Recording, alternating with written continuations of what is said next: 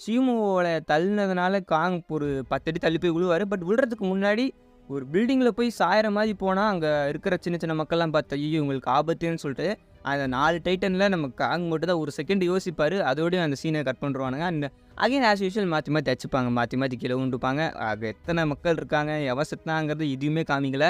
அவங்கள பொறுத்தவரைக்கும் டைட்டன மட்டும் காமிச்சு படத்த ஓட்டிட்டாங்க. காட்ஸில போற வர பில்டிங்கெல்லாம் இடிச்சு தள்ளிட்டு போகுது. காங்க பார்த்தோன்னே எவன் இருக்கான்னு கூட தெரியல. நெறைய கல்லு இந்த காரெல்லாம் மிதிக்கிற மாரி காமிச்சிருந்தாங்க. அதெல்லாம் ஏன் காமிச்சாங்கன்னு தெரியல. ஏன்னா அது அனாவசியமா இருந்தது.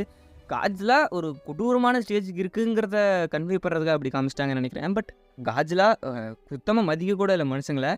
அண்ட் அஸ் யூசுவல் ஸ்காரும், ஷீமுவும் கூட அதே தான். பட் காங்கு கையால அந்த பில்டிங்க குத்துற மாரி காமிச்சது வந்து தான் கொஞ்சம் நெருடலா இருக்கு.